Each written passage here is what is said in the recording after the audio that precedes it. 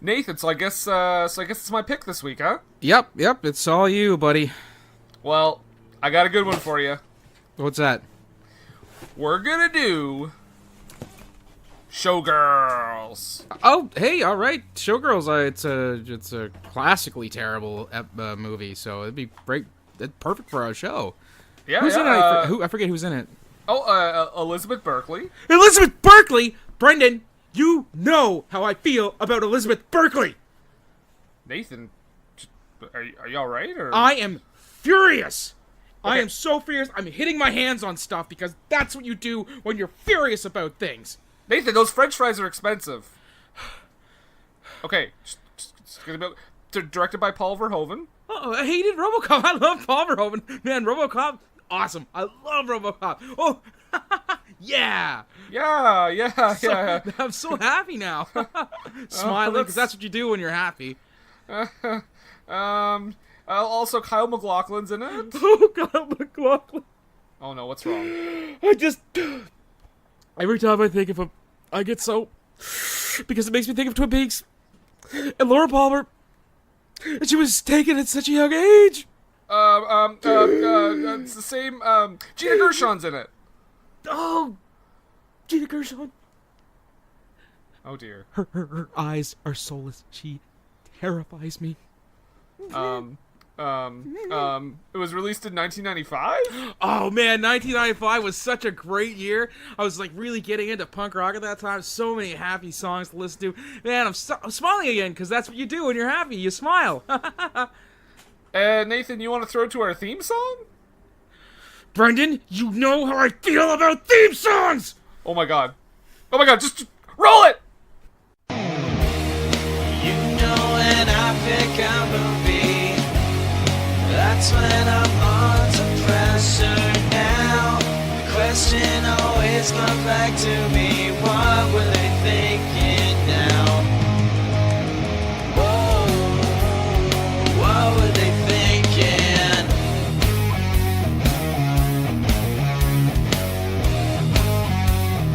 What were they thinking? Welcome, everyone. Just to make sure everyone's perfectly clear, I love theme songs. I really do. Especially ours. Are you okay, good. Yeah. Because I want you throwing Taylor under the bus. By the way, we mentioned it before, but Taylor Shaysgreen of the Motor League does her theme song, and it's fantastic. Yep. Welcome, everyone, to another episode of What Were They Thinking? I am Brendan. I am Nathan. And we are here to talk about Paul Verhoeven's masterpiece, Classic. the 1995's Showgirls. But we're not alone. Nor should we be in a situation like this. We are 'Cause joined by... You need an adult for this movie. Well, we have two adults. Okay, kind well, of. good. Sort of. Yeah, we're over 18. Our Californian brethren And sisterin. and sisterin. I was trying to figure out a word for that. Not cistern, but sisterin. Siblering? Steven and Isabel from Everything I Learned from Movies. Oh, wait, is he talking about us? He's using your I adult don't know who names. Isabel is, but What Hello, up, I am Steven? Steven? I'm Izzy. So, you guys have been on before, but why don't you tell the folks Yeah. listening at home, all about your podcast? Absolutely. Well, everything I learned from movies. We watch bad to questionable movies and Drink a beer? drink beers and What do you share the need lessons for this we learned movie? from them. Oh, we've got a beer. I don't know if you guys are drinking as well, but well, actually, it's not really It's a beer. not a beer. It's a premium malt beverage, I believe. Nice. But, yeah, we're prepared, and yeah, we also have celebrity interviews, little mini episodes, a lot of good stuff. Actually, got a pretty good interview coming up with, let's just say, a lady from Baywatch. Yeah, we're constantly screaming at our ornamental predators we live with. Cats. And where can we find your show? Oh, you can just Google everything I learned from movies. We come up. I checked. But we're also at eilfm.podbean.com. Subscribe there, and it'll just automatically download your favorite podcatcher. What about Twitter? Oh, we're on Twitter as well. What about Instagram? We're on Instagram. We're also on the Facebook at EILF Movies. That's everything I learned from movies. Very good. Check it out. Very good. Yeah. Give him a round of applause. Round of applause. Round of applause. Very good. Very good. Very good. Hoorah! I want your body, Steve. Nathan? Nathan, back off my man. See, hey, This. I'm just saying. I've already taken your top off, Izzy. Now Steve's turn to do it for me. So Oh no! Oh, then maybe you should hand me that beverage, quote unquote, over there. goes down smooth, just like me. Oh, wow. Well, you know what? I think this is perfect. That we set the perfect tone for this film because we did watch Showgirls. Just to get into the background of this movie a little bit, it does have a lot of background. So I'm gonna get. Basically, this movie was made in 1995 for $45 million, which is pretty sizable at the time. I thought you were going to say on a bet.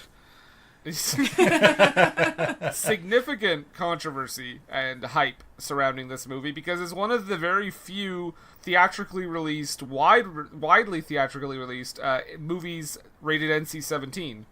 Yeah. Now, the thing is, this movie often gets, people often say it was a fairly big success. However, in theaters, it actually bombed. Bombed Yes. horribly in theaters. It made $37 million on a budget of $45, so it did not do well. However, well, once it was released on home video, made over $100 million from video rentals. It's because So- pornography does that. That's right. You feel better Remember when you watching it in couldn't the just safety of get your own porn on home. phone? And of course, this movie did have an unofficial spin-off entitled Showgirls 2: Pennies from Heaven, which we'll get into more later.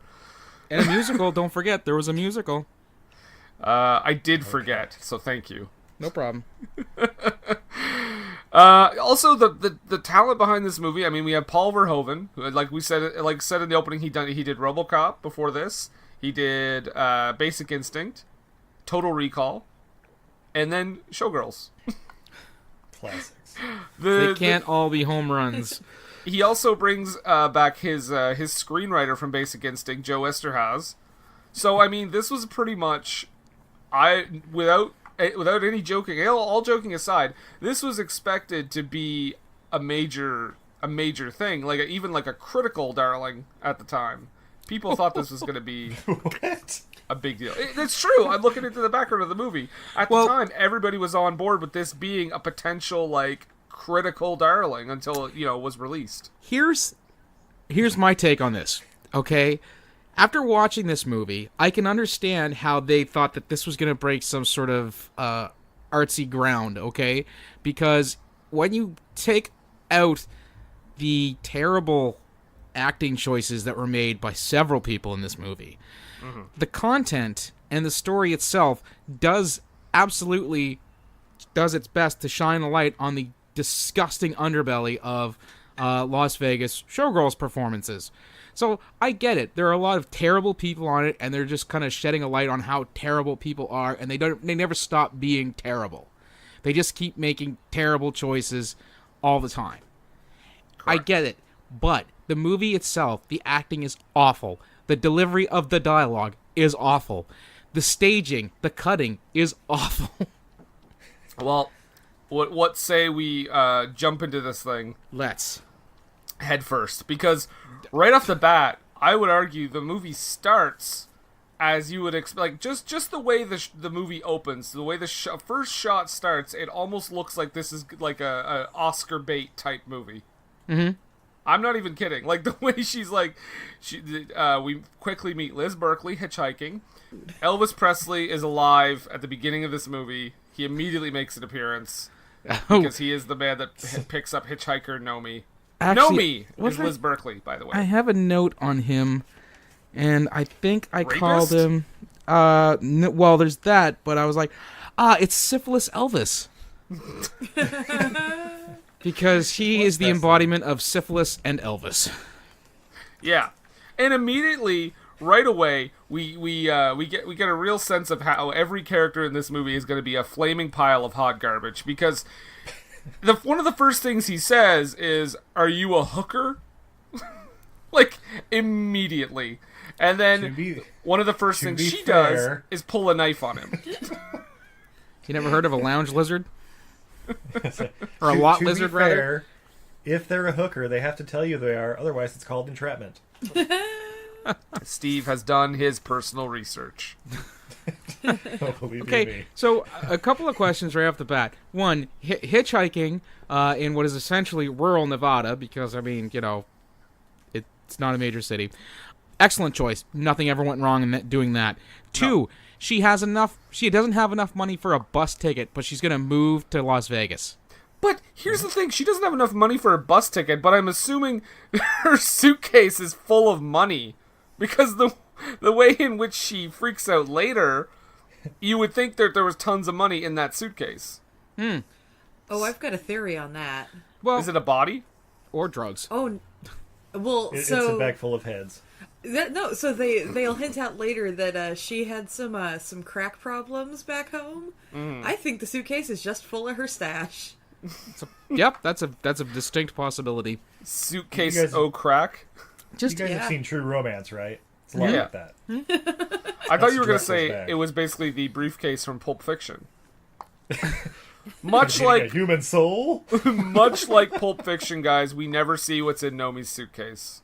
Just so everyone knows, if you don't have enough money to purchase a ticket to the city you're going to, don't go there and decide you're going to set up a life there, because you don't even have enough money to get to the place.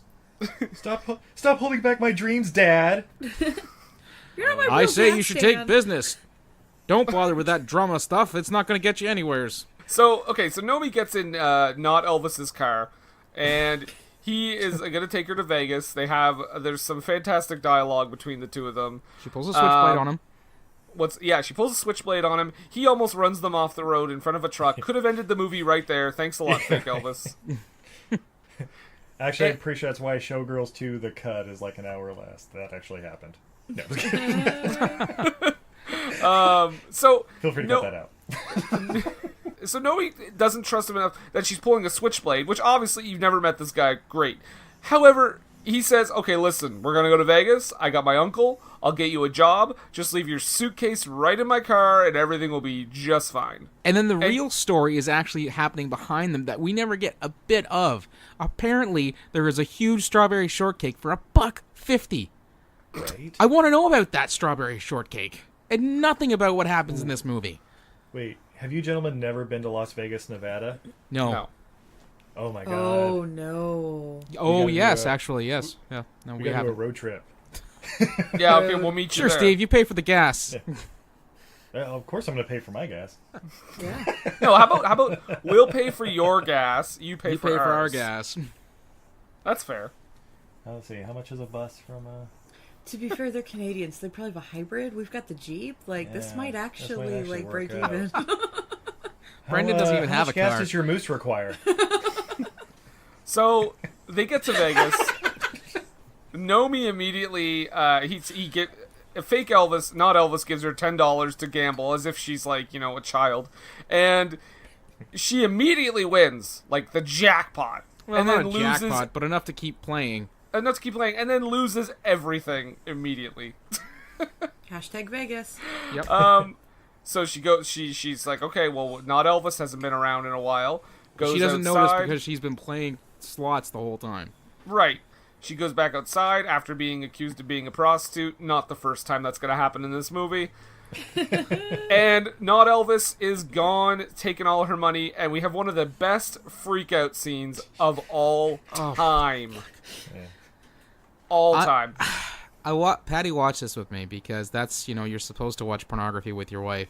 Yes. And I said to her, she's like, what the hell? And I'm like, it doesn't get any better than this. She's like, what? It's like, yeah, it does not get any better than this. It's just going to keep going downhill. This was her submission to the Academy. God bless her. She watched every minute of it with me. Well, here's the thing. Because Elizabeth Berkley is freaking out, she bangs on some stranger's car. That person comes out and says, hey, get away from my car. She has to pull Nomi out of the road before she gets hit by a car. And then Nomi's reaction to the whole thing is to hug this strange woman as if she's known her whole life. Yes. Oh my. It's This is- almost as if she's high on cocaine. And then the person who she hugs and acts like she's known her whole life says, oh, well, you know what? Come stay at my place. I'll take you for some food. Well, here's the Yeah. thing. Guys, I just want to make sure everyone knows this right now. Nomi is an insane person. Yes. Agreed. Is she? And also, where did they get? Dancer. Also, where did they get those giant cups? Yeah, okay. These are bigger than like the biggest cups I've ever seen in my life. This makes a big gulp just like looks like a regular small. Vegas, They are baby. literally drinking buckets of Coca-Cola. It's a 55-gallon drum of Coca-Cola. You know, if Our this had been booze is set in measured Texas, we would have had an yards in excuse. That Everything, is true. everything's bigger in Texas except our dicks. So I would argue right here that this character that she meets, Molly, is quite possibly the only genuinely decent person in this movie. No, I think The the extremely stand-up comedian at the codependent strip joint's fashion pretty designer? nice. Yeah, oh yeah, we have to get into that after. Yeah. But so Molly has known her for approximately 5 minutes.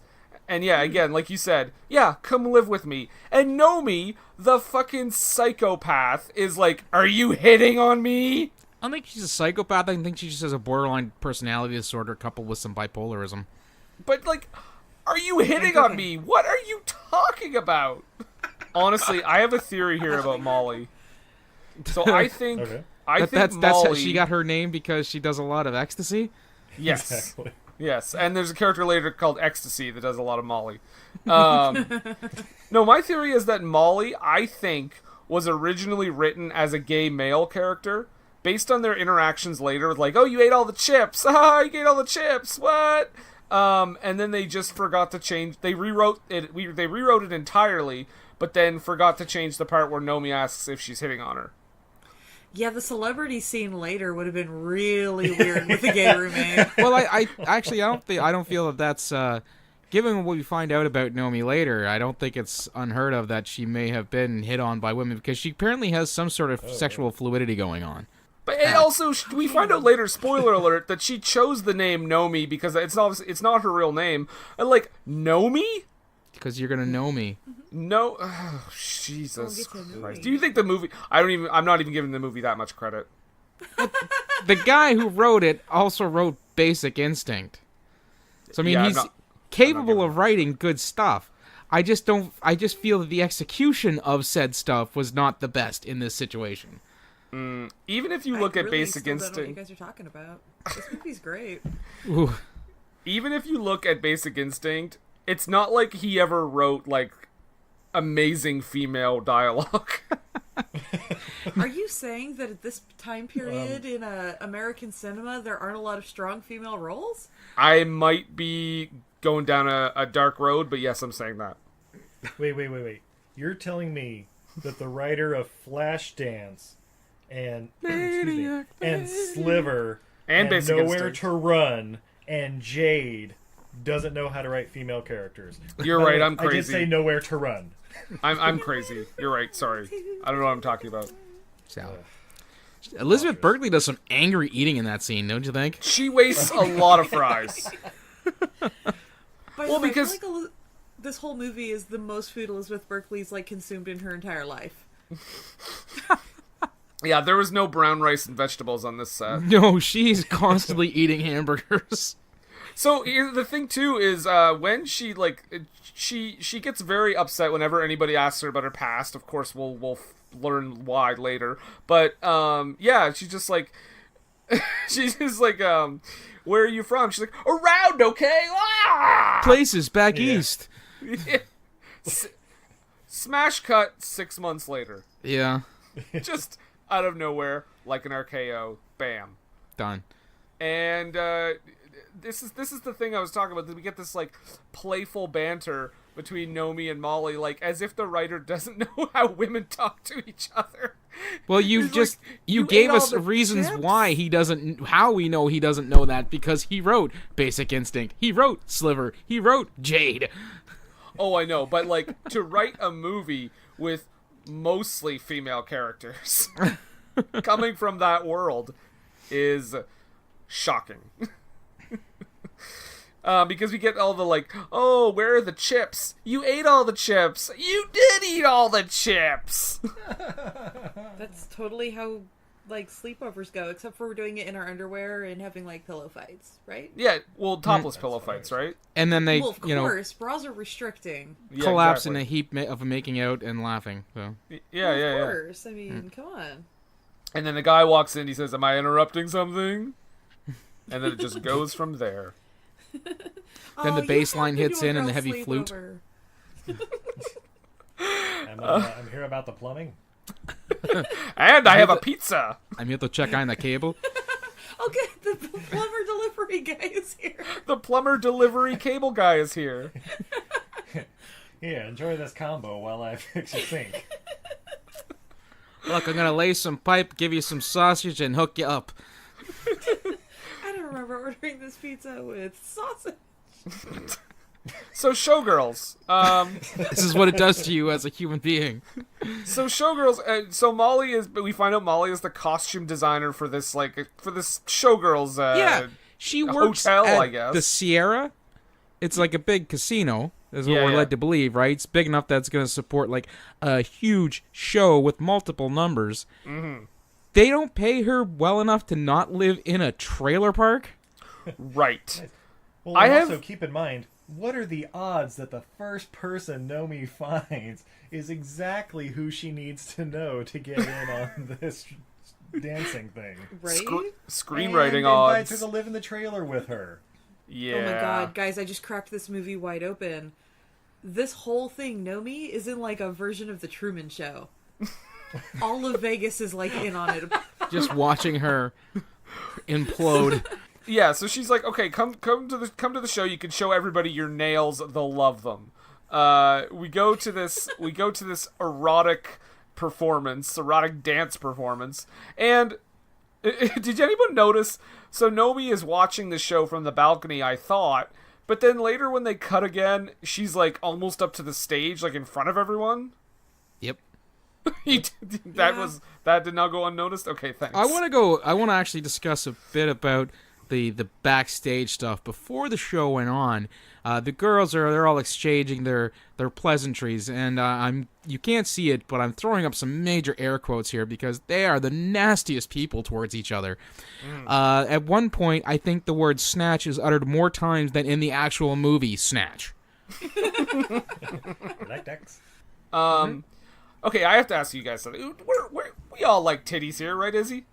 Of course. Okay. These are great. Okay, so did anybody think that this show was in any way actually erotic? Wait, was this the one that was like the burlesque variety show kind This of was thing? like with the exploding volcano. Well, to be Yeah. fair, This is the big one. She wants to get into the big No. show. Oh. we don't get to see the okay, whole I thing. was Plus, thinking of the other one. Yeah. it is again. It's more akin to a burlesque dancing show. I don't think it's supposed to be necessarily erotic, just titillating. Yeah, this isn't like this isn't the stripper joint show. Yeah, this is just kind of like these are our Humanity. bodies and you are going to embrace them and look at us being true humans. But I will say that right off the bat, they established that Gina Gershon is Crystal, and I can't remember what's Meth? her last name. Connors. Meth. Yes, Crystal Meth. We're calling her that from now on. And she is the star. And in the middle of the show, the announcer even says, "Ladies and gentlemen, the star, Crystal Meth." But my thing is, I know it's supposed to be like classy or something, or like fancy, like upper class a strip joint. But if I'm in the crowd watching boobs, I don't care who the star is. It's not a strip joint, though, man. It doesn't matter. I don't care if one girl is supposed to be the star. They're all topless and dancing.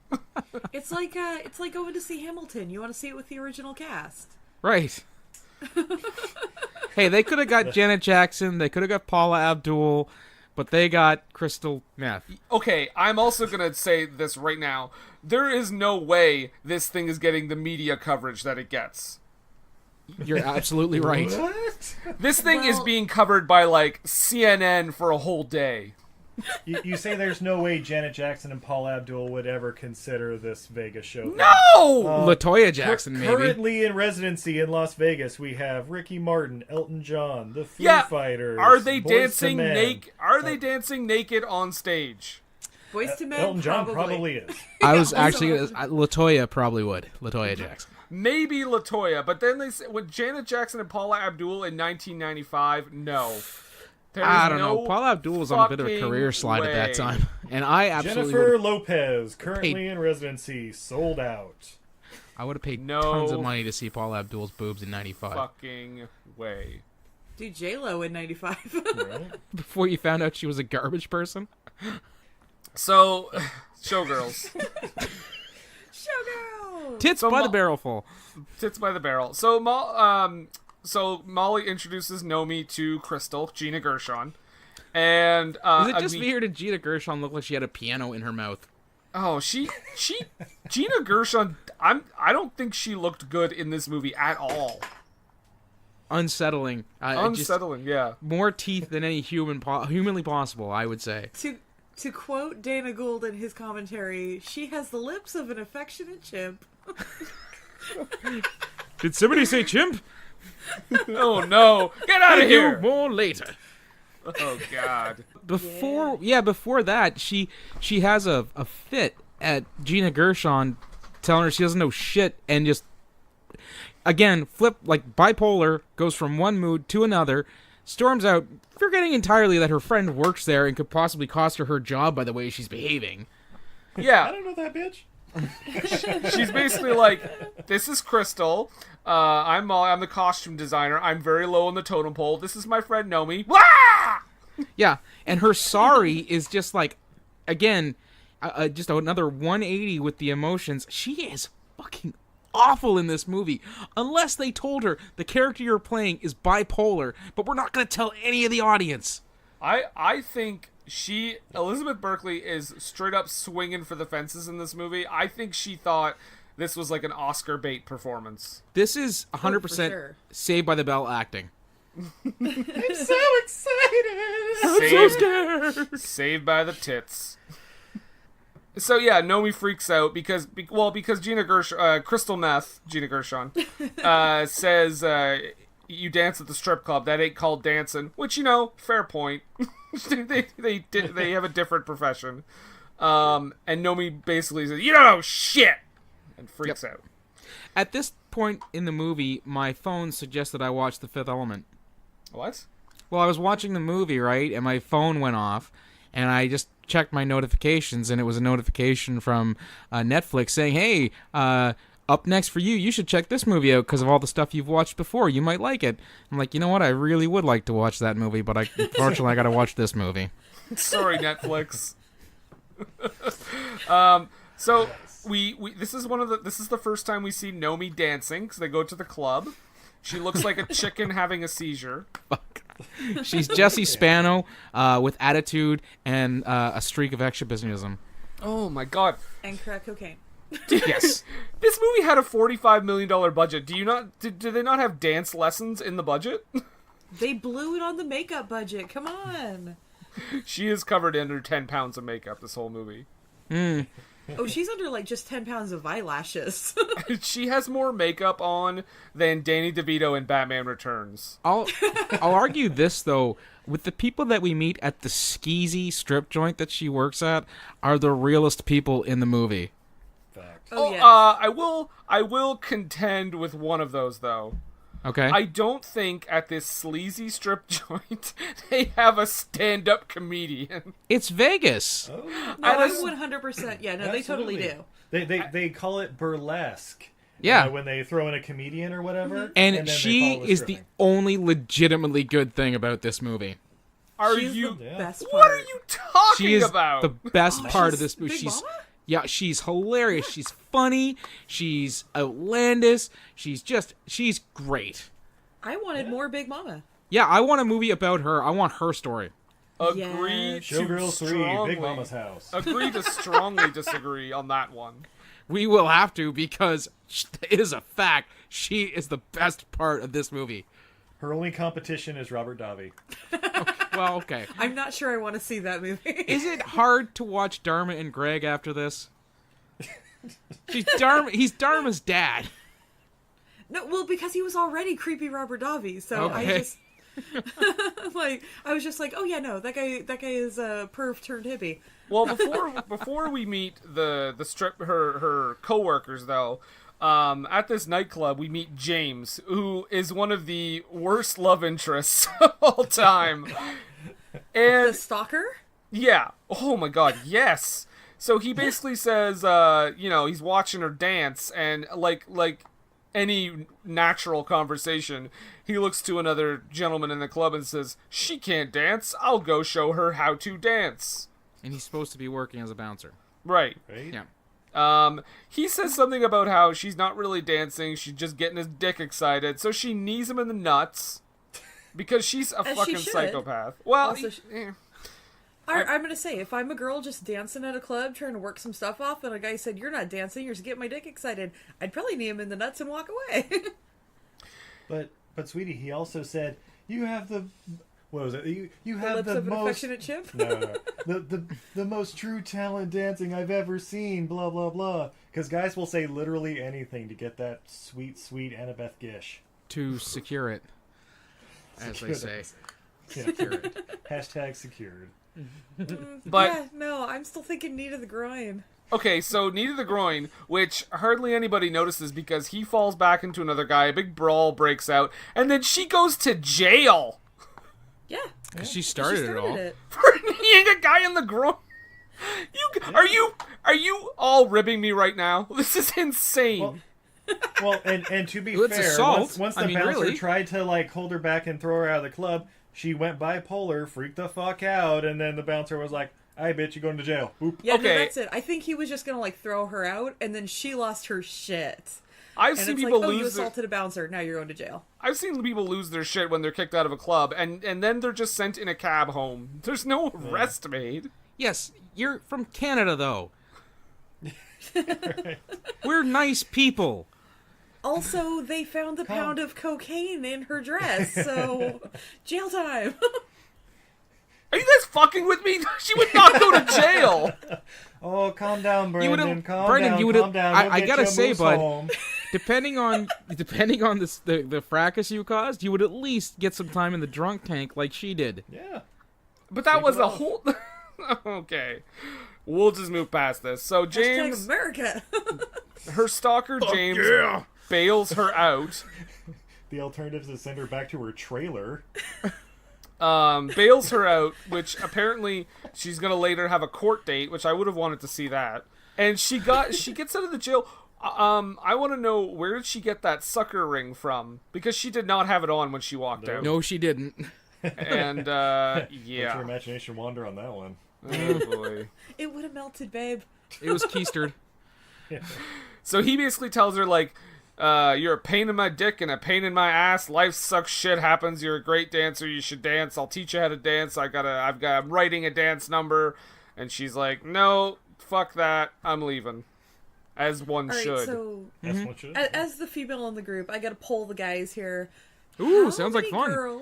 Right? How many girls have kneed you in the groin that you wanted to bang later? 7.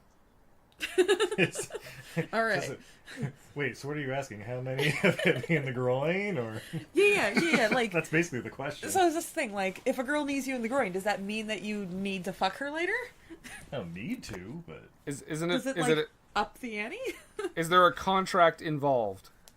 There's the healing properties of the vagina actually help to make things better again. so Alrighty, I've been doing it wrong all these years. I believe it's called the Florence Nightingale syndrome. Izzy, I thought that's how you guys met. Oh, meaning Steve in the groin? No, that just happened repeatedly, mostly accidentally. But Ironically, during the live mate. yes, Ouch. yeah. So Showgirls. So Shut back it to down.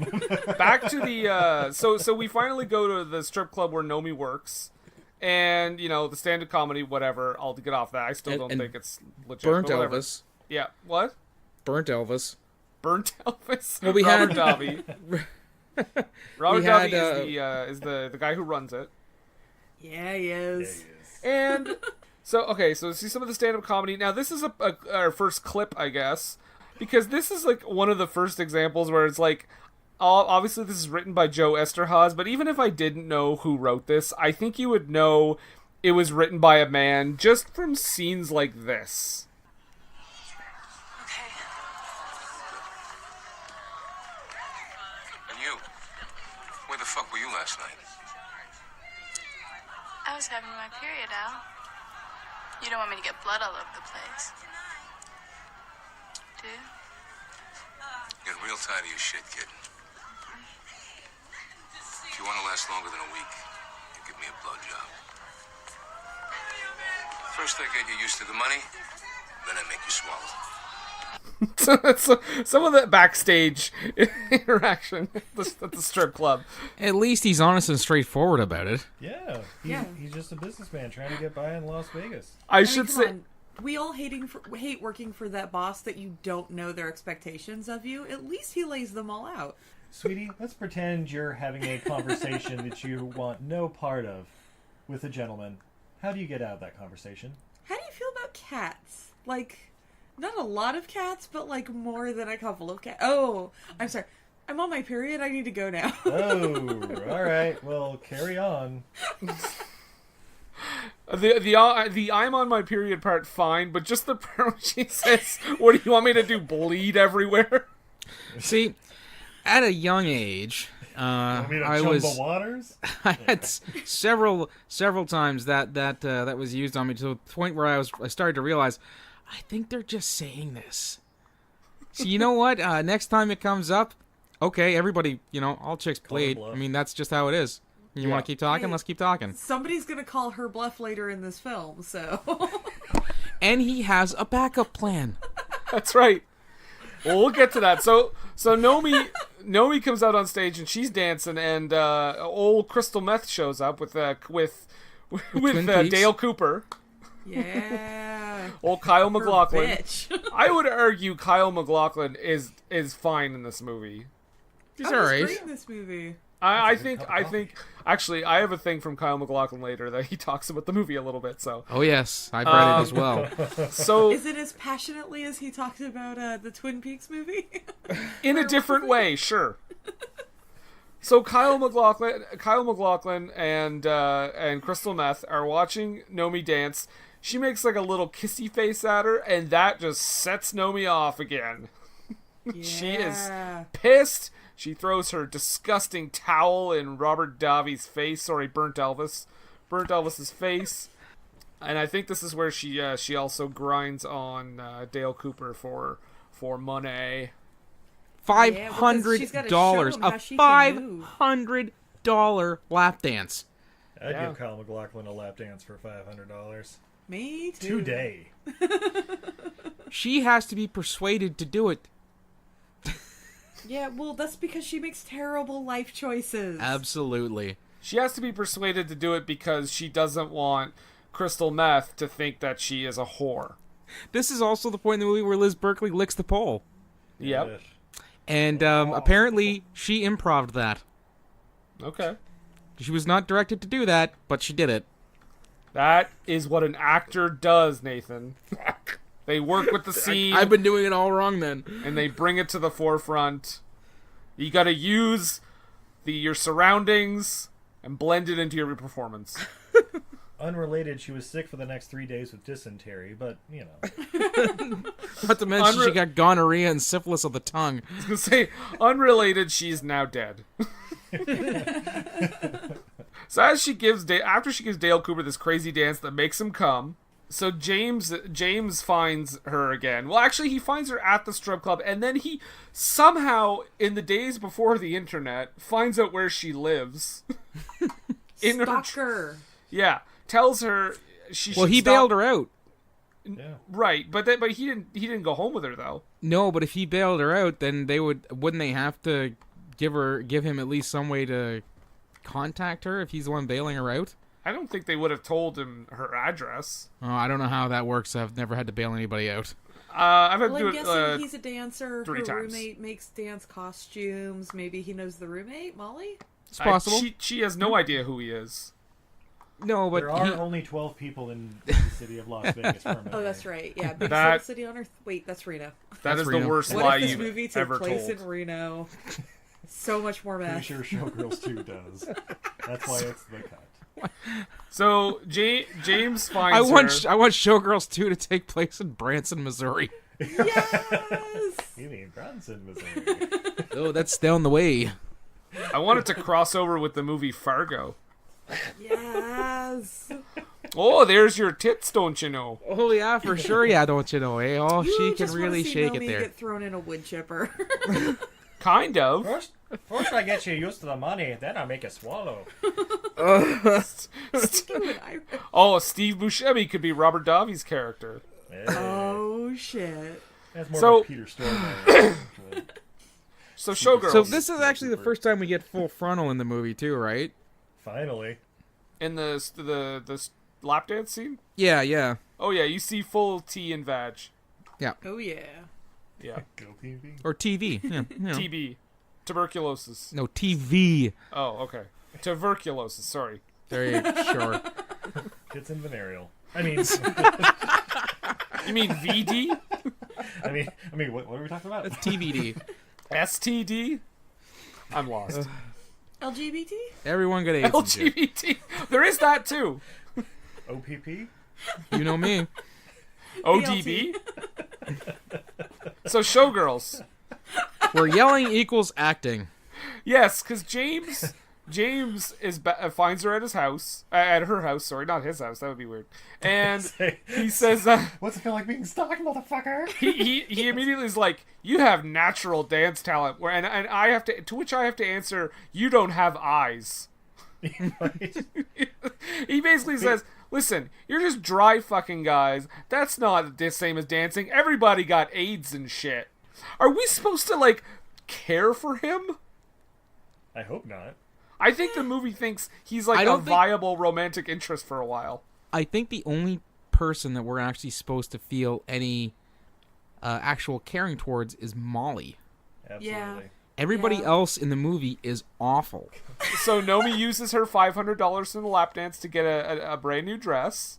Makeover, Versace. makeover.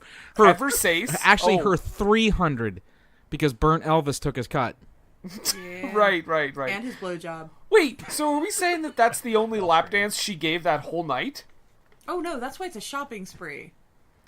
No. But when she gives Burnt Elvis her cut, she still has the 500. It gives him 200. But I mean, that means that she didn't dance like any other time for anyone else that night. Well, that we Oh no, saw. no. He only takes 10%. She made like $2,000 that night. It looks like she only had that 500 that Crystal Meth gave her earlier. Well, the rest was, let's say, stashed. Keistered, if you will. Yeah, there you go. Vaginard? No, because that's the Nature's first place pocket. you look. The first place.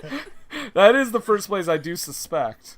I don't know if you caught this. This was really quick, but when she walks off this, so she goes back to the strip club, the next time, and this is where the guy from the hotel, from the big show, spots her out and says, "We want you to come audition." Here's the thing, when she walks by a guy, it's a very quick line, but this random bar patron just looks at her and he's like, "I want to see your ass." She is literally naked walking through the crowd. I And actually he's standing- said, you just did several times. He's standing behind her. "I want to see your ass." Maybe he improv'd it and the original line was anus. I think it was supposed to be, I want to get some ass. Maybe. I want to see your colon. Paul Verhoeven was like, just say something quick to her, just to end the scene. It doesn't matter what it is, just improv. And that's what he came up with. So, after she goes to Versace, Yeah, Molly has been masturbating so hard she can barely thread a needle. Right? I don't want us to skip over that. okay. Yeah, well, She's that's got her carpal character's tunnel. arc. Yeah. She has to overcome her shaky hands and She has carpal tunnel from rubbing her carpet tunnel. And she is obsessed with Harry Michael Bolton, aka Andrew Carver. He is gross, by the He way. is. By the way, you could tell from the poster that he is going to be a disgusting character. But he's supposed to be like this big like pop singer guy, but literally he's like one of these guys where it's like, if he were to sing, it'd be like, trying to think of a catchy little tune, but it's like, come on, get down with the sickness. Like he's got this deep baritone voice. He looks gross he's like young. every time I see him. When In the a poster, man loves a woman. Yeah. He looks like a porn like a porn sidekick. okay. A fluffer? There you The go. guy in the background. Can we just call him Chlamydia for the rest of the show? Yes, let's call him Chlamydia. I don't know. I even think Chlamydia is above this guy after what he does later. Oh boy. He looks like a wrestler, right? Gonorrhea. We'll call him Gonorrhea. Going gonorrhea. So Nomi gets her big audition. Yes. Yeah. She gets her big audition. We meet the guy running it, and I'd forget his character's name. Dharma's dad. Okay. Tony Moss. He's a total Tony Moss, moss hole. thank you.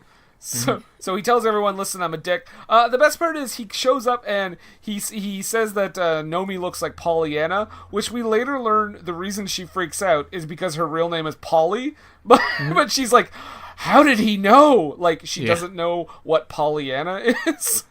And also, when he starts, whittling down the people that they want to consider for this spot in the show, am I the only one who felt that, as he put it, tennis ball was much better? Yeah. Because he's like tennis ball, Pollyanna, and I don't know what the other girls the other funny name he gave to the other girl to dismiss her as a human, but tennis ball would have been my pick. Well, I mean, he does dismiss girls in hilarious fashion.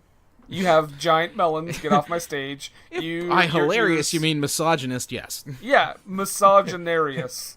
During the audition, he tells her her nipples aren't erect enough. He's erect, why aren't you? Yeah, what a fantastic line. So they give her ice, and that just sets her off again. My nipples are perfect. Yeah, I will get topless, I will dance, I will let you insult me to my face, but you're giving me ice for my nips? I'm out. I almost feel like she's not built for the entertainment industry. The actor because or the character? The performer, the character, yes. Okay. Because she is Jessie Spano is just she reacts terribly to the way people in the entertainment business act all the time. She is, if Sigmund Freud were alive today, she would be the human embodiment of the id. There you go. Stephen King's id. Ooh, I like it. But we have to keep talking about this movie. Starring Jessie Spano. James is there again, of course. He loses another job because of her. Mm-hmm. And then he's like, I want to show you my dance thing. By the way, this whole movie, he's been... Is that what he calls it? Well, his dance number or whatever. his show that he was writing. But also, at this point in this movie, my phone got another recommendation, this time from Shudder, to watch another movie that was infinitely better. Mayhem. Oh, I thought you were going to say Demons of Ludlow. No, Mayhem. Okay. But he wants to show her this dance number. But this whole movie, he's been writing her about, like, how, shouldn't do this, like, strip dancing. And, like, the Showgirls thing is degrading because she's a great dancer. And then the dance he shows her that he wrote for her is her grinding on his dick. Mm-hmm. Yeah. Also, he's squatting, right? Like, I want to get that out of the way. He's living in a squat, right? Yeah, well, it's definitely not his home.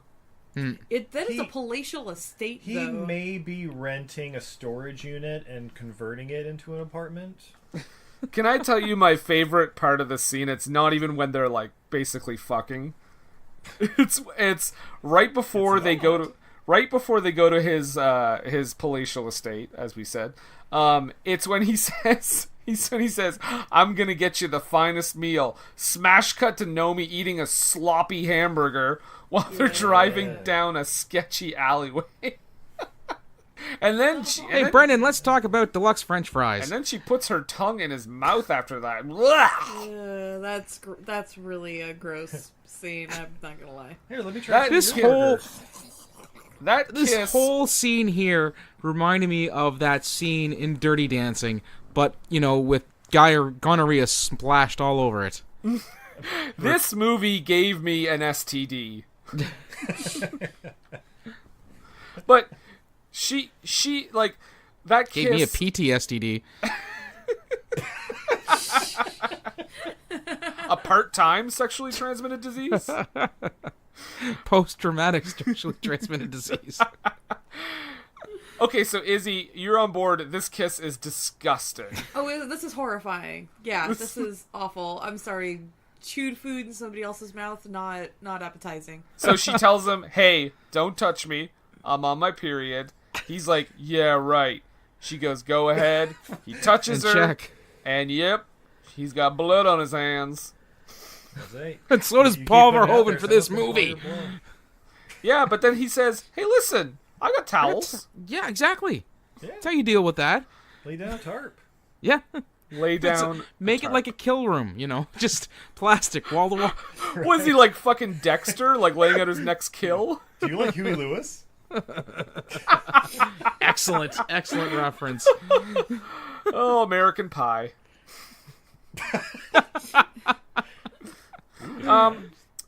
So after she makes out with James and her burger tongue, he basically he wants to fuck her, and she's like, "Listen, fuck me when you love me," and Which I noted, this fucking movie is awful. she goes back to her trailer and finds out that she got the audition. She nailed the audition. Yeah. Without And- nailing anybody, surprisingly. Yeah, yet. And she goes in to see what are you calling him, Dharma's dad? Oh no, what? Not Dharma, Burnt Elvis. She goes to quit. Right, she goes to quits quit Bird first. Elvis. Yeah, and he does his diet Andrew Dice Clay impression. Keep in mind, guys, we haven't really talked about Penny very much, and she is the star of the sequel. But we do kind of get snippets of her. She barely in this movie. Yeah, but we do get snippets of her fall from grace throughout the movie because Naomi crosses paths with her a few more times. So I have the second clip here when she goes in to meet with Tony Moss, and Ugh. she tells him about the dress she bought. So here we go. Okay, go on in.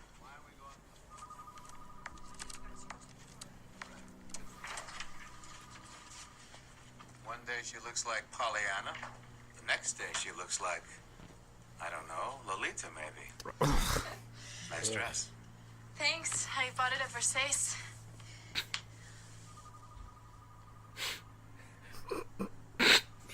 What's your point, Brandon? Sweet. Oh yeah, Versace. I love Versace. Me too. So, okay, here I know she's supposed to be like she's obviously not from Vegas. She's obviously not in showbiz. She's not in fashion. But She's not educated. right, She's not in fashion, but her roommate for the last 6 months is a fashion designer. She's Sure. a costume designer. but Not making Versace though. I would You argue would that think though she would come into contact with the name. I would argue that just as an overall through your life, you would still know that it's Versace. Would you? Yes. I learned from this movie that You shut your dirty mouth, Steve. This is where we find out Naomi is supposed to learn the complex choreography to an entire Vegas show that runs for the better part of an hour and a half in a day and be perfect at it. Not only that, but they do it in front of her once and then say, "Okay, go." Like they do this complicated routine that she immediately has to duplicate. You joke, but I have done choreography, and there was more than a day to learn it. ooh. Yeah, well, wrestling is more of a skill, whereas like stripper Okay, listen, dancing- I have a degree in theater, okay? It's all coming together now. That's why Shut up, Nathan Steve. was cool with me picking this movie. You shut your mouth. You shut your goddamn mouth. I made good life choices. Nathan, who is Not my real your dad. crystal meth? No, I was always Penny. So who is In the background, slowly making a terrible life slide. So And then one day I got $500 for a lap dance, and I thought, I'll make a sequel to this. Oh, I will say that that the two stage I guess managers, Gay and what's the other dude's name? Wait, I thought Gay was the guy. Interesting fact: when they made it into a musical, those two characters were combined into a gay male, and his name is Gay. Well, you know what? It only needs to be one character. I thought that was odd that it was two. They were decent people, is what I'm getting at. Oh, They they're were all okay. right. They're okay. They're definitely like showbiz, a little like showbiz types, but they're definitely not assholes. Yeah, they're showbiz, heavy on the business, and the fact that get this done right, we're going to do it right, and they're professional about it. Everybody else is a skeevy human being. Right. That's true. I agree. Gentlemen, I actually just had a thought. Does this movie pass the Bechdel test? Yes.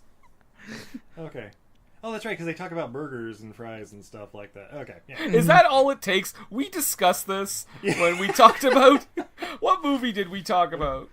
Oh, yeah, the no retreat, no surrender. No- I yeah, think, no 'cause, retreat, no there's, surrender. Like, no female characters except the mom. All right. Right, Oh, and, no. and the And girlfriend. the other girlfriend. And I think we talked about something in the mini episode. Anyway, yeah, definitely passes the Bechdel test. I don't think that's the only requirement, though. Yeah. I'm seeing if there's more here. Let's see. Well, while you look that up, let's talk about Thrust It. Yes. So she's going through the routine. They're training her, and like you said, Nathan, she says, "When's my first show? Tonight." Yeah. And watch No. out for the monkey shit on the stage. Montrose, what did you do? Yeah, Montrose and his buddies run around the dressing room with a bunch of naked ladies, and there's monkey shit on stage. Ooh, boobies. Ooh. I did notice the guy who was the firehouse captain from Rescue Me is like the I don't know, the pit boss or the manager for the backstage area. Okay. He's the guy who's wrangling the performers, I guess. Yeah. I would also. I don't think I've ever seen that show. You've never at Rescue Me is fun. Better than Showgirls? Yes. Wow. And Gina Gershon was in Rescue Me for a little while there, so Oh, connections. there you go. Two of them. I also kind of wanted the poster for this movie to just be that shot of Nomi holding the monkey in her arms. Wouldn't that have been great? People were like, "What the fuck is this movie?" I think they felt that way after they watched it, though, too. I had one note too, is that when she falls, they cut to Molly obviously, and she's like, "Oh no, shit!" Like she's upset. And then when she's like quote unquote doing well, we have to cut back to Molly to go, "Yeah!" And my theory is the filmmakers were not confident that the audience would know that Nomi is dancing well, that they had to cut to Molly saying that she is dancing well to put that point across. I mean, her boobs are there, but is she doing well? Because that's when I watch Showgirls, she's I'm like, doing great. is she dancing okay? Like that's my main concern. So Right. and then we get this not resolution, but we get another development with James. He's fucking she- Penny. Yeah, Penny, no. Yeah, he's fucking Penny. Yep. And And he has the nerve to call McLaughlin a pimp. right, Dale Cooper. Game recognized game. He's just Yeah, a pimp. He flat out accuses him of that while he essentially says, "Yeah, all that shit I told you, I told her too, but I meant it with you." Yeah. And then she Yeah. said, and because you even get Penny saying like, "You're not going to replace me, are you?" And he's like, "Nah, you can dance. She can't dance. Let's go fuck again." Poor What'd you Penny. say, sweetie? Go back in the bedroom. I say, guys, I'll say anything to get that sweet Annabeth Gish. All right. Bechdel test. 3 questions. Okay. Does the movie contain 2 or more named female characters? Yep. Yes. Yep. Do those characters talk to each other? Too Yes. much. If so, do they discuss something other than a man? Correct. Yeah. Ladies and gentlemen, Oh no. Showgirls passes the Bechdel test. Yes, it does. Oh. I feel Wonderful. that more questions should be added to this test. Yes. There are other variations that include tests about characters of color and a bunch of other things, but The Nomi has to show up to practice her moves, and she meets up with crystal meth. This scene needs to be played to be believed. I have to play 2 sections from this that, if nobody has seen this movie, I did not. This is a real clip. This is not a parody. This is a clip from the movie. Here we go. Nomi and crystal meth. Do you like brown rice and vegetables? Yeah, You do. sort of. Really? It's worse than dog food. It is. I've had dog food. You have? Long time ago. Doggy chow. I used to love doggy chow. I used to love doggy chow too. So that's the first thing. And after listening to that, you might think, that is crazy. This scene cannot get any more insane. You would be wrong. Because then this happens. I like nice tits. I always have. How about you? I like having nice tits. How do you like having them?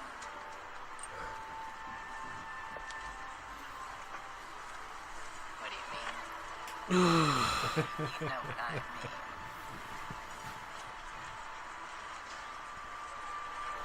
I like having them in a nice dress or a tight top. You like to show them off.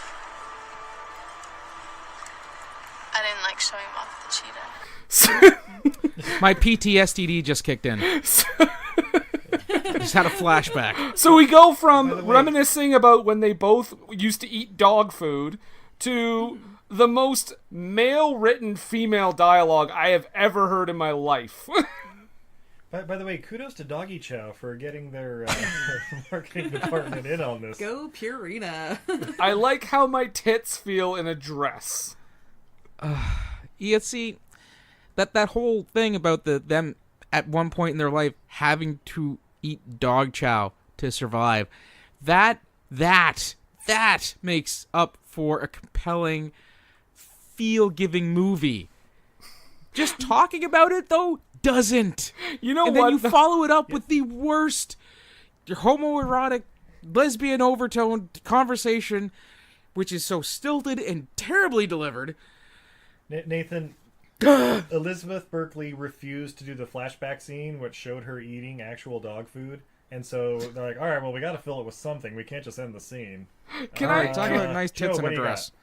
Can I just say, though, she that wears that dress for her. It makes her feel sexy. she likes the way her tits feel. Yeah, it's for her. I like She's the a way her strong, tits feel. independent woman. Bechdel Feel test. this dress? Bechdel test passed. Yeah. I just want to say something about the dog food thing, though, because I get the idea the movie is trying to say, like, they're both poor, so they basically had to eat dog food. But that's not how it comes across. It comes across as them just saying, like, I used to eat dog food. Ooh, I love dog food. Like, No, it's supposed to be them. They have shared roots. They know where they're. You know, Crystal Meth knows where Nomi's coming from. it came Ralph across. Wiggum can be a showgirl. It came across to me as if, you know, that used to be my favorite food. Yeah, it shouldn't come across as a fun reminiscence. It should be like a shared commiseration. It's not top ramen. It's dog food, guys. Come on. You never eaten dog food? It's like they said it in the same tone as if, like, you used to go to the fair. I loved going to the fair. Yeah, whereas it should have been come across as like, oh, you were abused? I was abused too. Yeah. That's how it should come across. Did your stepdad hit you? With dog food.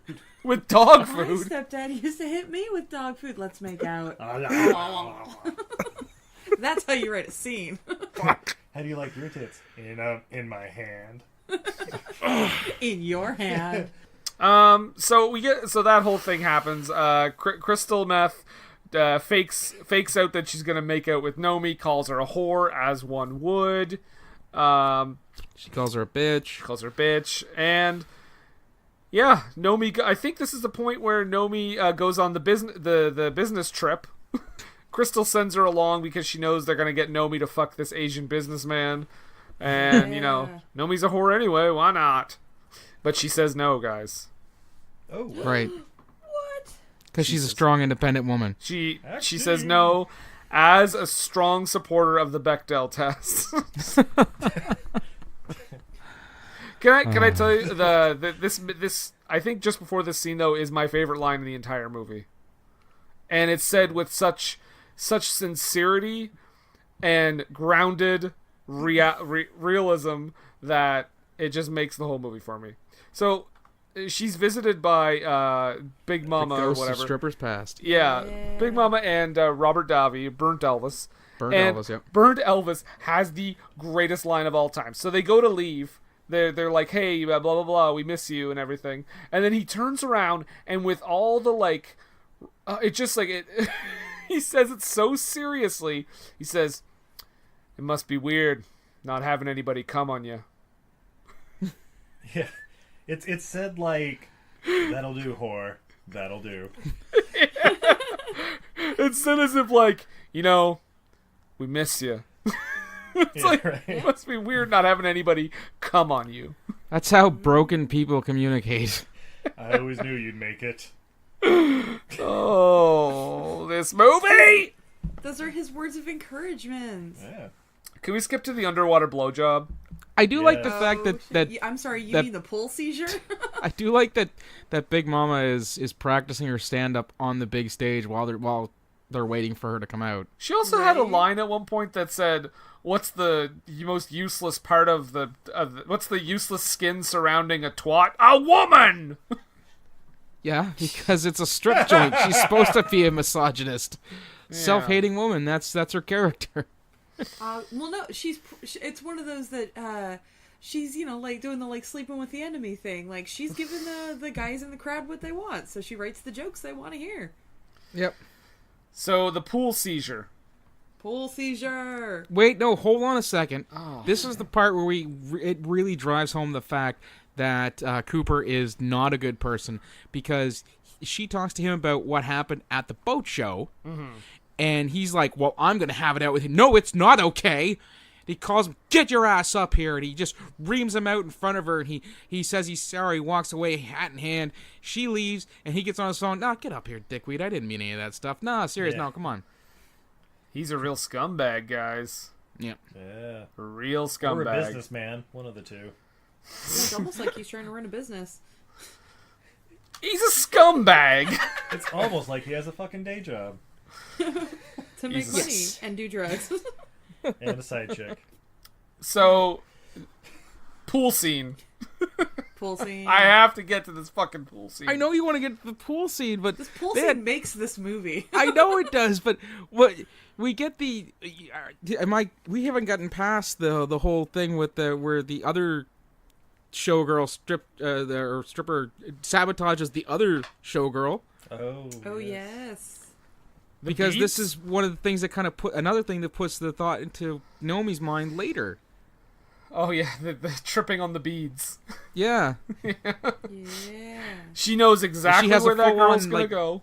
and she has a full-on Nancy Kerrigan moment where she's holding her knee when she trips. She's almost just like, why me? Ah! And then Gay comes over and squeezes the girl's knee and says, "Oh, it's her knee, guys." Yeah. That's where it hurts, guys. She's done. Hey, did you fall on your knee? Squeeze, squeeze. Yep, she's screaming a lot. This must be where she heard it. It's a nasty break you got there. And I want to know, in that situation, who are we supposed to root for? Between those two girls, Yeah. Oh, I'm- none of them. They're all awful. Well, But the other one girl has that got kids, hurt and did- she yeah. did it like to get back because one girl was reaming out her kids and saying curse words in front of her. Who brings their kids yeah. to a showgirl? I mean, Let's- come on. let's Not just all of us have babysitters, Nathan. let's just stop right there. The kids were backstage, and there are titties everywhere And Yeah. monkeys. and You monkeys. say, who else is going to take care of the monkeys, guys? Yeah, I mean, come on. And how do you think? What do you think feeds a child in its first few months of life? Fruit Loops? Not everybody's Titty. titties. Titties. Titties. Titties are supernatural to babies. If this movie had been followed up by someone coming into the dressing room and removing those children from her custody, would have made a lot more sense. I do like the point in the bit when Burn Elvis and Big Mama were visiting her. He says, "Yeah, you look all right." And Big Mama goes, "What are you talking about? She looks better than a 10-inch dick." As if like that is the barometer of of looks. So now underwater feel free. blowjob. Let's go to the water. Let's go to the pool scene. Speaking of 10-inch dicks. Boom. So Nomi is like gonna go fuck Dale Cooper. Yeah. And first she gives him a blowjob underwater. And then he fucks the shit out of her in She the would be pool. dead of an embolism. Am I right? She is like a wet noodle attached to his wet noodle. I came all over the place. But she would be dead from an embolism, right? I'm assuming they had a stunt woman for that scene. No, if they had legitimately for done it blowing. in real life, she would have gotten an embolism and died. From fucking in the pool? Yes. Don't ever do that. Fucking a pool. Oh shit! I have some. Don't calls ever to do make. that.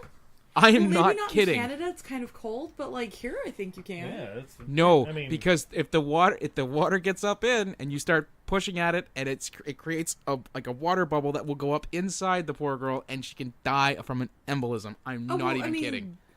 The same thing can happen with air. Like you just got to be careful. Okay, not even that. And a but good like, way to be careful is to chill not fuck in a PSA pool. for everybody How- right there. how Don't about fuck the in way- a pool. How about the way in which she is the way in which when they're fucking, the way she's flopping around like a fish who has just landed on the beach. Yeah. Right? Yeah, and Kyle MacLachlan's, or I'm sorry, Dale Cooper's Cooper. face is pretty priceless because he's just like, what the fuck is going on? What is But it's happening? actually it's a callback to the way she acted when she gave him the lap dance, Right? because Having a she's seizure. having a seizure like she did then. Right. Oh my god. Kyle, you know what? I'm giving him Best Actor honors in this movie just for having to somehow deal with that reaction. Right. How do I not make this as bad as what she is doing? Well, and to further Nathan's point, when I watch this repeatedly, it's like, okay, so this is a lovemaking scene written by a 12-year-old, right? Right, Like, has yes! no idea what's going on, really. Just No kind of like, concept of sex. oh, there's waterfalls and lights and boobies, lots of boobies, and she just like shakes on it, and then they're both happy, and then they say, "Go back to your room, Jimmy." Also, I feel like a 12-year-old wrote the part where or at least a 14-year-old wrote the part where she said, "I liked it when you came." Yes. I liked it when you came. As opposed to saying, "Finally."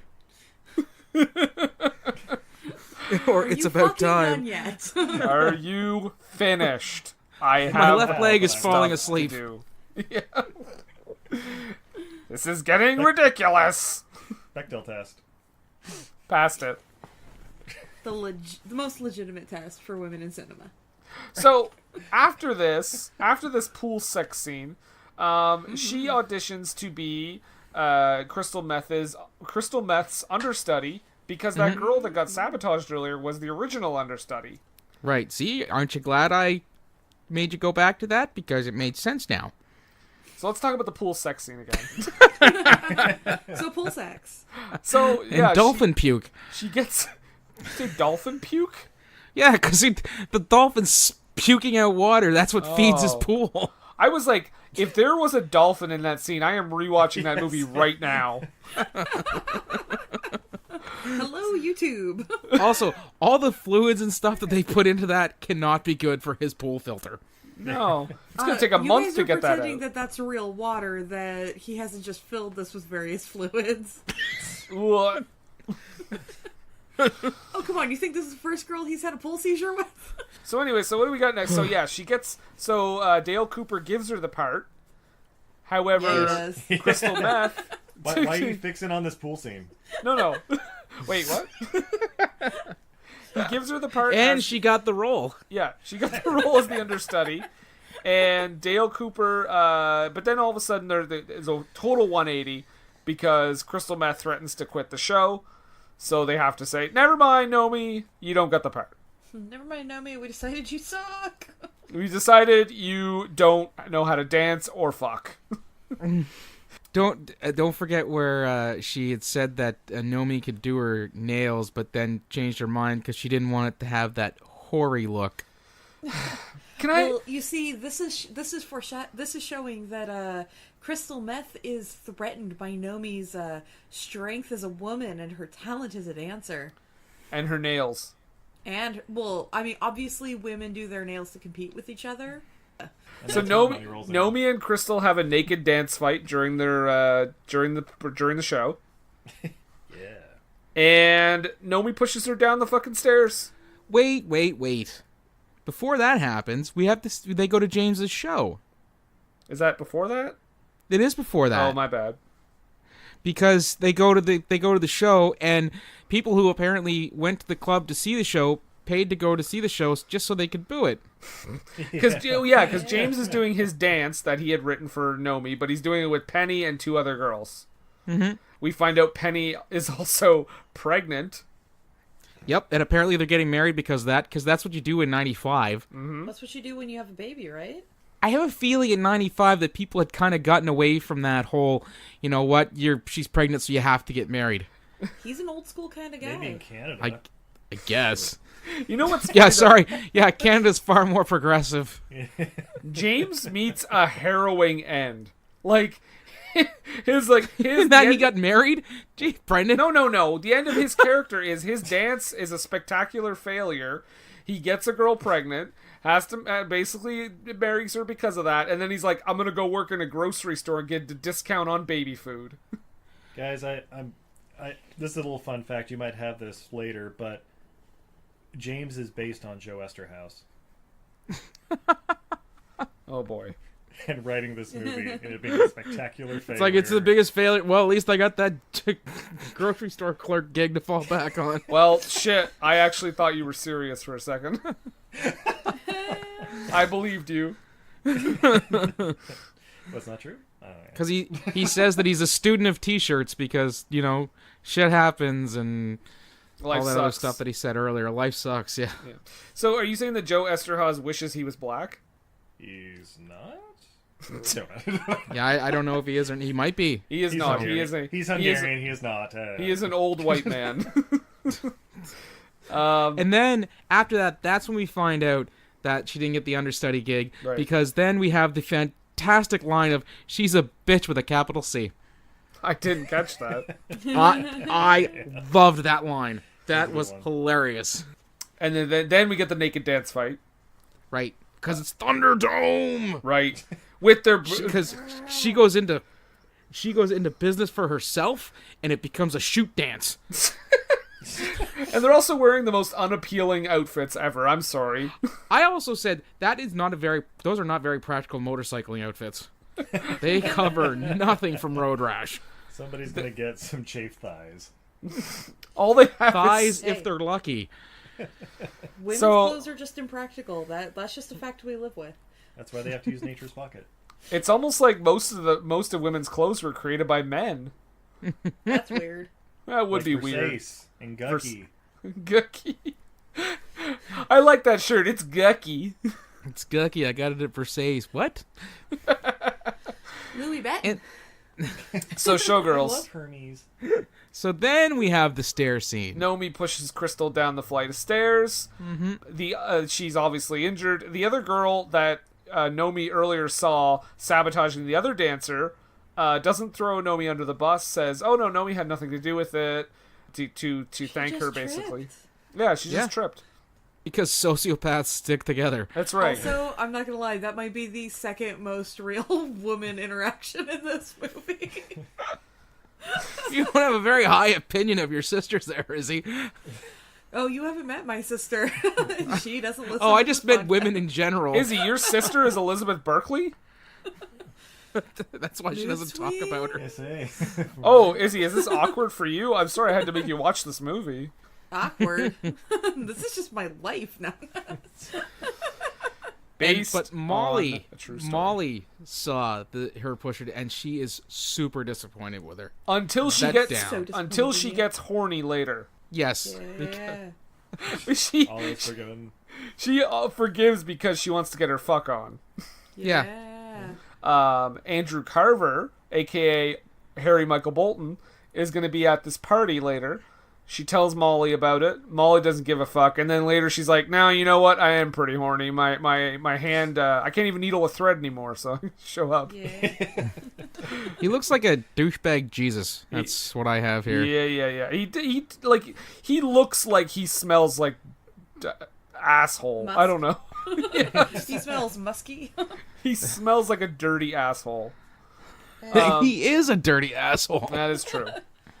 So here, we've basically covered that Nomi is not a good person, but this is one of the most glaring things because Nomi meets him for the first time, and one of the first things he says is, "I like your ass, call me." And she's creeped out, but then she says, "Here's my friend." Like, ugh, you must be. And listen, They just want to introduce, like, hey, here's this Andrew Carr person that you love and adore. in love with him. He's You the don't necessarily best. need to go fuck the guy, but hey, I'm get an so autograph or horny. something. You know? You're a But sexual predator. That's gross. Meet my horny friend. before they even knew he was a sexual predator, before he brought his fellas in to hold her down while he rapes her, That is she was full on into Oh yeah. nailing a celebrity just because he's a celebrity. Yeah. See, this is a perfect thing of all he had to do was ask. Yeah. Like, hey, you want to bang? And she'd be like, yes. At the party, Nomi sees her friend Molly walk out. She's obviously been raped, assaulted, and she goes to the hospital. And this is where she kind of realizes what a piece of shit Dale Cooper is in this movie, because he's found out everything about her and her prior arrests. Her prior, she was a prostitute before. She did drugs. Yeah. Obviously. Weird. It's almost as if he did a background check on his employee. Well, those things take time. This whole You movie, are after that, worrying 6 months later, me. takes about 4 days. So. I am really concerned that you guys are on the side of Dale Cooper in this movie. Look, Are you not Look. pro, like, doing background checks on your employees? We're just looking at the perspective from the business owner. In That's order all. to use it to blackmail a girl into not reporting a rape? Oh, no, I'm not saying he's a good person. I'm simply saying he has every right to do a background check. I'm not Sure. saying the whores need a healthcare plan, but what I'm saying is there needs to be a safe environment for both them and the patrons. There needs to be a system of checks and balances in place. Well, Yeah, I mean, like, separate, but equal. guys, What the hell are you saying? Can we move on to the Death Wish portion of the movie? I was Yes, going to say, please. when I saw her gearing up, I just wrote down, Nomi is going to kill Bill. Yeah. There you go. Yeah, La because Femme Lolita. Nomi suddenly becomes a stone cold killer here. And Well, yeah, she's an ex-prostitute. Like, she does life on the streets. she goes she goes to meet with Andrew Carver, and we get some titty licking. They're both pretty fucking gross in this scene. I just want to put that out there, too. What were you saying? They're both pretty fucking gross. Yeah. Okay. She looks it gross. He looks gross. This- It's gross. This might make me sound like a huge pervert and whatever. Did her boobs look different in this scene? Yes, she painted them, but she colored them. Okay. So her nipples looked huge, right? Because Huge they were areolas. she painted them, so like that would be extra stuff. Like, cause he was supposed to lick it off. Oh, okay. Yeah. I did not. I just thought, I was like, when did she? Why do her nipples look so different? What is wrong with Because me? they're different colors. I am a Yes. giant pervert. Stunt boobs. No, you are a patron of the art of film, and you are noticing the subtleties of this great classic. Yes, But then she Paul Verhoeven appreciates it, by the way. I'll take she it. goes full on Jim Cotta on the guy. Yeah. and says another great line, "Fucker, fuck off." Yeah. In time with the music. She beats the shit out of Andrew Carver and pretty much like nearly kills him. Maybe she does kill him. I don't know. She nearly kills him. She doesn't kill him. Okay. Well, who knows with this movie? Yeah, this is true. It would have been great if like there was a post-credit scene and it was just Andrew Carver's funeral. If only they not a funeral. they could have his performance later that night. Oh, that'd be great. Man loves a woman against her will. If only they had covered it in the sequel that they wanted to have. So she visits Molly in the hospital. She says her goodbyes. Says, "Listen, I beat the shit out of Andrew, so don't worry about anything." She's like, "Yeah, great, I'm fine now." Nothing will ever happen to you as retribution. Yeah, he definitely won't come after you. I won't face any legal repercussions. Don't worry about it. You're good. Your job that as place a that we seamstress in Vegas is not at risk. At the place I work at as well. Mm-hmm. Yeah. And the healthcare system with the seamstresses for whores will cover all of your medical expenses. Right. I gotta go. Yeah, and then we finally get the kiss between Liz Berkley and Crystal Meth. Yeah. And I was like, finally, something for the guys. I did not care for it. You didn't find it hot? Agree to disagree. No. Not one section of it. The important thing is that the diseases they both carry cancel each other out. Mm-hmm. Well, and like she's basically like, I know you tried to push me down a flight of stairs to potentially kill me, but no hard feelings. Let's make out. Because she realizes package, and I was tired of being the star. I didn't realize that until after this morphine kicked in. But I'm actually pretty good with this. We find out also that Crystal Meth got her job that way.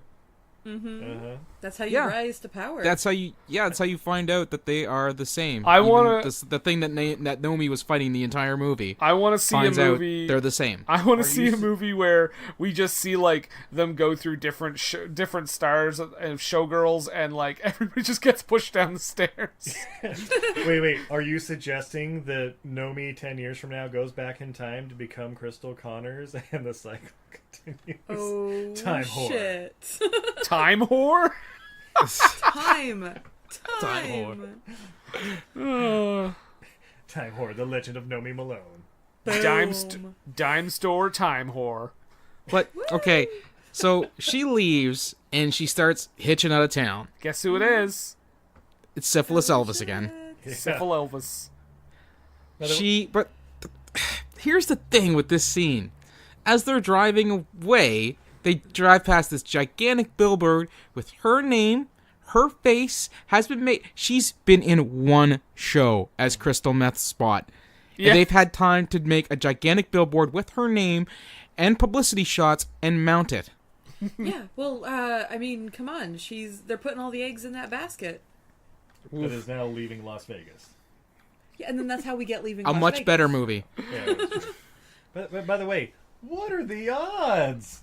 The one truck that she jumped into was the same guy that took her bag and I assume sold off all of her meth or human soul or whatever was in there.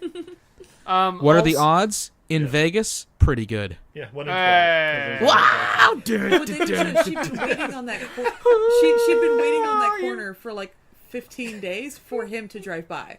She's like, I know the fucker's in town.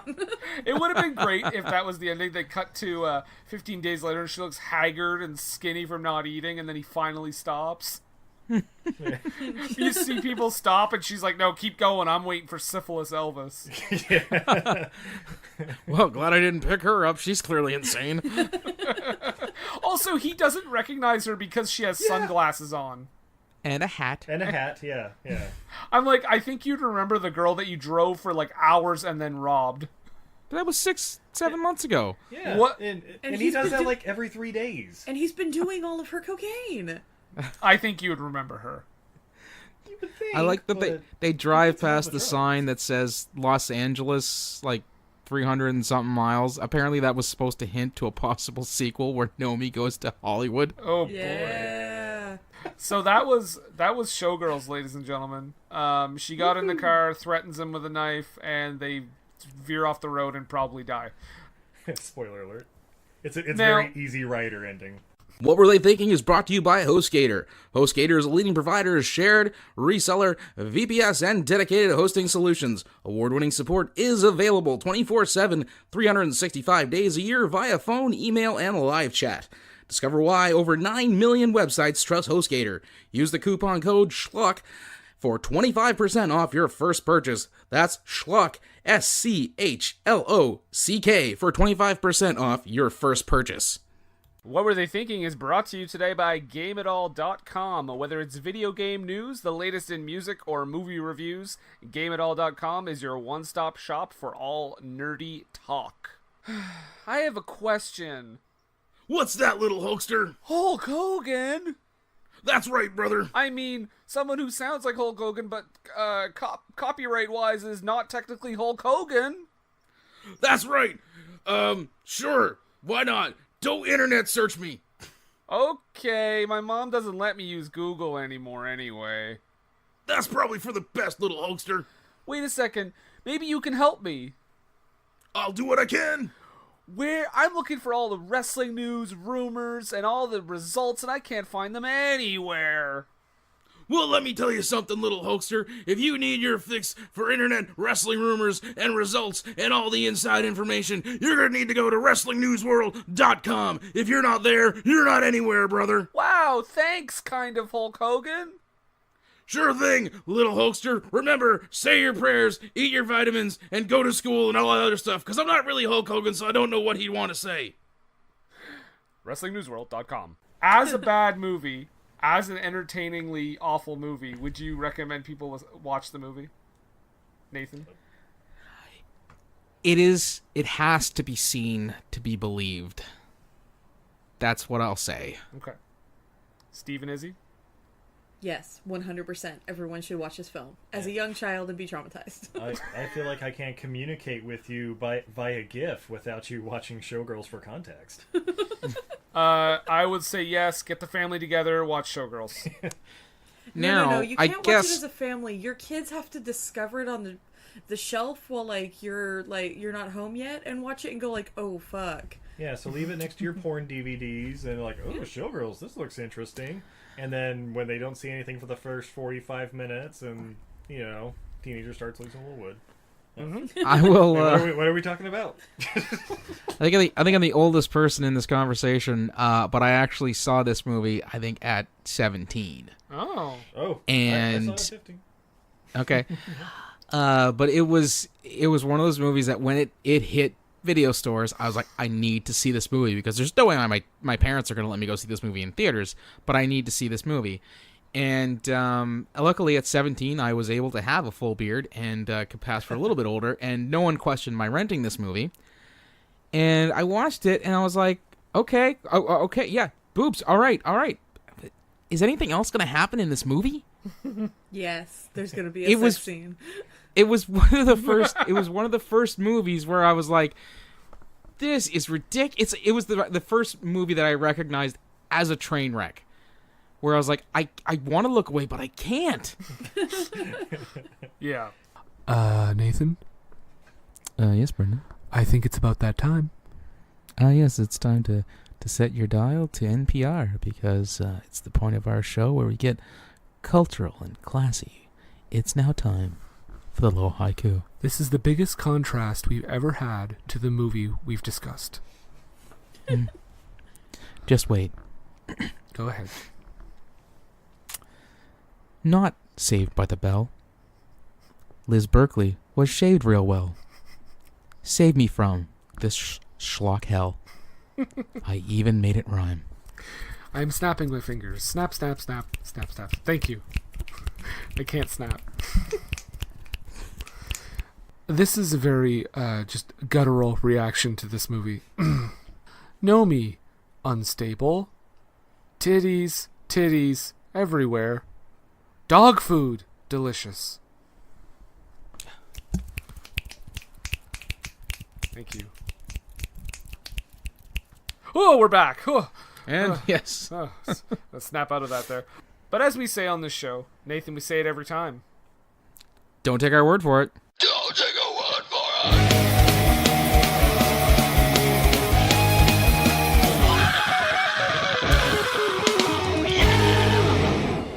The first thing I want to read here, I got to snip it from the Roger Ebert review because I thought this was pretty great. He actually gave this movie 2 out of 4 stars, which is higher than I would have expected. I think he just liked the tits. But this was a brief snippet of his review here. A sleaze fest like Showgirls promises the inside dope on Las Vegas, stripping, hooking, and all that stuff. What Showgirls delivers, however, seems basically to be Joe Esterhazy's masturbatory fantasies. The screenplay is the fevered product of a very limited imagination brought to a high gloss in a slick, expensive soap opera. It's the first big budget adults only movie in a few years, and to be sure, it contains so much nudity that the sexy parts are when the girls put their clothes on. It contains no true eroticism, however, and that's why I think it reflects a grounding in sexual fantasy. Eroticism requires a mental connection between two people, while masturbation requires only the other person's image. Roger Ebert talking about masturbation. Yeah. Right. What does it have on Rotten Tomatoes, by the way, Nathan? It's 22. Okay, well, Jason Bailey from Flavor Wire says, the thin, terrible people of Showgirls are equally loathsome. You don't have a rooting interest in Nomi or her dream, quotes, and as a result, Showgirls is 131 minutes, he watched the edited version apparently, of watching trashy, vapid people being terrible to each other. 131 is the runtime. Oh, that's the full runtime. Yeah. For some reason, okay. Yeah, no, you're right. I was going to say, was there a longer version? Because bye, guys. This one is from Chris Alexander from Alexander on Film. So, you know, the famous Alexander on Film. That Alexander, yeah. Yeah. What Verhoeven and Esterhaz are doing here is painting, this is disgusting, is painting a sperm and blood-stained black velvet painting of a festering sore of a world. An empty black hole that sucks in delusional, naive men and women, turning them into meat puppet mulch. If we're to believe, though, that is an image. If we're to believe, though, what he was, if that's what he was going for, then he succeeded 100%. Yeah. That may have been a positive review. I said 5 stars. Okay, Anthony Lane from New Yorker. I don't know what his deal is, but he says Berkley's acting debut is a joy. What? Oh, wait, if you can call it acting. Oh, okay. She jumps up and down a lot to indicate excitement. So wait, is that part of his review? Yeah, it is. Oh, wow. That's the snippet that makes you want to read the full review, which I'm not going to do. Guys, I think this really sums up the movie. This is from Tim Brayton from Antagony and Ecstasy. He says, intelligently made by a smart director in full command of his powers. Wow. And Antagony and Ecstasy, is that some sort of like S&M website or no? I think it's a quote from that song. You know, Antagony and Ecstasy live together in perfect harmony. Misogyny. Yeah. Misogyny. Oh my God, you've got a song there. Well, Rob Gonslaves of eFilm Critics says even the grossest porn is more cheerfully sexual than this movie. That man needs to see more porn. This review comes from Kyle McLaughlin of Showgirls. So this is a clip. This is going to be a clip from Kyle McLaughlin on the Sam Roberts radio show. And basically he's talking about Twin Peaks for the first while, but then, you know, somebody brings up Showgirls, obviously. And he talks about kind of... well, just listen. It was... No, when I signed on, I thought... I read it as he was describing it. It's like, oh, this is going to be a pretty kind of a brilliant expose of Vegas. It's Paul Verhoeven amazing director. I happen to love RoboCop. It's one of my favorite movies. I And love was like, RoboCop. So I was like, okay, this is going to be great. Basic Instinct was pretty incredible. Esther House wrote the script. So, you're like, okay, that's two good things. And then you got an interesting story, an unknown girl playing the lead, great. And I got to play, the idea was I got to play a character that was off type for me. So I was like he was a kind of a sleazebag, and I thought, oh, this could be interesting to do. So put all that together. I was like, yeah, I'll give it a shot. Cut to. And during the filming, I was like, this actually looks like it's pretty good. The show, they made amazing shows they did. The scenes were okay. I was like, no, this feels like it's going to be okay. And so what do you do? Show up at the premiere and go, what the fuck? What happened? Yeah, I was just like, this, oh my gosh. How far into it at the premiere were you like, or had you seen it before? Pretty much, no. Pretty much the first scene. I was Pretty much the first scene. He was like, this is going to be a long night. Yep. As soon as that Switchblade came out, I was gone. But that's going to do it for Showgirls, guys. Oh my god. Thank you, Steve and Izzy, for joining us. Yeah. Oh, thank you for having us. Yeah, I know we this always is... love to come on and throw out some bad jokes and disgusting imagery. Yeah. Come on. You always willing to come on what? Elizabeth Come on Berkley. your podcast. Come all over our podcast. Guys, isn't it... And that's going to do it for me, folks. I'll see you later. Doesn't it feel good to do a podcast without coming on somebody? Wait, you guys didn't? Wait. You didn't come on? It just feels weird to do it. But yeah, Showgirls. Thanks a lot. Again, we're just real quick again, where can we find your guys' show? We're at eilfm.podbean.com, or just put in everything I learned from movies, and you can find us on your favorite podcatcher. Izzy also does some amazing art. Yeah, you can find me online at Untidy Venus, like a goddess who's bad at housekeeping, on all of the social medias. I'm pretty sure Untidy Venus was also a character in this movie. So, in I guess in the spirit of your guys' show, what did you learn from this movie? Oh, we turned the tables! Oh, shit! Let's see. I learned pool sex leads to seizures. Yeah, embolisms too, apparently. Jesus. I learned your favorite pop singer is a fucking perv. Oh, he'll rape you. Rape the shit out of you. I am never going to meet... I was going to say Nick Carter, but he did just get accused of rape. So you're right. Soon. You're right. Is Aaron Carter okay? Aaron Do Carter's not okay. meet the Osmonds. Alanis Morissette. So Hey now. we'll rape Hey you. now. Do not disgrace... She is Canadian, so careful. Yeah, she's a Canadian treasure. Do not disgrace the me good... and Brendan were talking about this yesterday. And Damn that's right. why she's in America now. They won't have her back. Jagged Little Pill is my shit. That's right. Okay. Yeah. What did you guys learn from this movie? Oh, shit! Oh, shit! Nathan, what... I think you mean to ask what were we thinking. Yeah. What did I learn from this movie? I learned that Elizabeth Berkley only has a Jesse Spano settings for acting. She was great in the L Word. It's just Spanish. For like a season. Lesbian stuff. Hot. Was she just lesbian Jesse Spano, though? Yeah, I mean, yes. There you go. I think her name was Jessie, actually.